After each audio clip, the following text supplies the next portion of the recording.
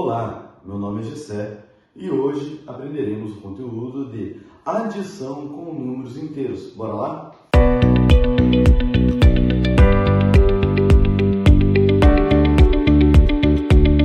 Bom, pessoal, começaremos então com a adição de números inteiros. O conjunto dos números inteiros ele é formado pelos números naturais, incluindo o número zero, e pelos números negativos, ou seja, serão os números menos 527, 324, 87, 2, 4, menos 8, 0, ok? E quando falamos em adição de números inteiros, a gente deve lembrar que adicionar significa acrescentar uma coisa à outra, certo? A gente junta uma coisa com a outra, ok? Então, quando fazemos a adição de números de mesmo sinal, a gente tem que adicionar os módulos dos números e mantemos o sinal, ok? Lembrando que módulo é o valor absoluto de um número, ok? E quando tratamos de adição de números de sinais diferentes, a gente pega os números em módulo, ok? E apenas tiramos a diferença entre eles, certo? Como escrito no slide, subtraímos os módulos dos números e mantemos o sinal do número que ocupar a posição na reta numérica mais distante da origem do ponto zero. Ou seja, a partir do momento que eu tiro a diferença entre os números, após isso eu devo ver qual que é o número que está mais distante do zero na reta numérica, certo? E após isso eu vejo qual que é o sinal predominante. Aquele número que tiver o maior valor absoluto, certo? É o sinal que vai predominar, ok? Então, como falamos nos slides, adicionar significa acrescentar ou juntar, certo? Então, quando fazemos a adição dos números inteiros, a gente vai adicionar, no caso, juntar em módulo os nossos valores, certo? Por exemplo, aqui eu vou juntar o módulo de menos 4 e o módulo de menos 2, que no caso será o valor absoluto deles. E detalhe, isto só funciona quando ambos os valores têm o mesmo sinal, ok? Então, aqui é menos 4 e aqui é menos 2. Ambos são sinais negativos, então eu posso unir os dois. Pego o módulo de 4 e o módulo de 2, que no caso é 4 e o próprio 2. Então, 4 mais 2 é 6. E, ao final, a gente apenas repete o nosso sinal, ou seja, o nosso resultado será menos 6. Beleza?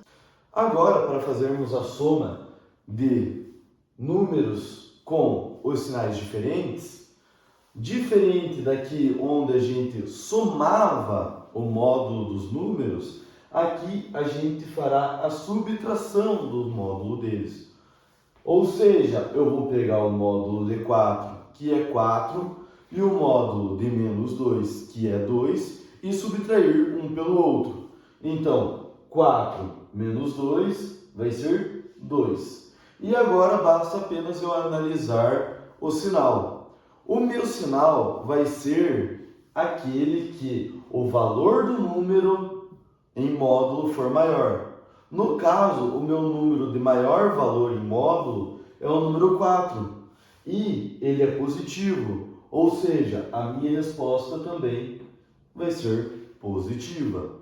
De mesmo modo, ocorreria aqui embaixo, onde eu tenho o módulo de menos 4, que vai ser 4, o módulo de mais 2, que vai ser 2, faço a diferença entre os dois, 4 menos 2 é 2 novamente, mas agora ao analisarmos o sinal do módulo, pegaremos então o sinal do menos 4, porque em valor de módulo, ele é maior, ou seja, eu vou continuar com o meu sinal negativo.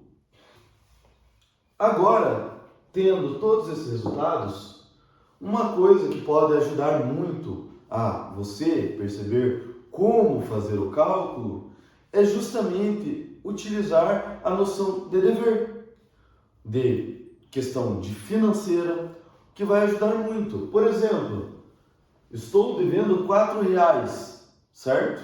Aqui é uma soma, ou seja, eu adiciono uma dívida. Eu estava devendo R$4 e adicionei uma dívida de R$2. Ou seja, se eu estava devendo 4 e acabei devendo mais R$2, eu fico devendo um total de R$6, certo? Aqui, eu tenho R$4 porque é positivo, ou seja, está na minha carteira. Tenho os R$4 na minha carteira, certo? Tenho os R$4, só que eu adquiro, porque isso aqui, a soma, o sinal de soma, é um sinal de aquisição, de acrescentar. Eu acabei acrescentando uma dívida de R$2. Então, dos meus R$4 que eu tinha, eu tive que pagar R$2, porque eu estava devendo R$2. Então, a única coisa que me sobrou foi R$2. Ok? E aqui embaixo a mesma coisa. Só que a diferença é que eu estava devendo R$4. Eu não tinha esse dinheiro, eu estava devendo os R$4. Se eu estava devendo os R$4, opa, ganhei R$2. Ganhei R$2.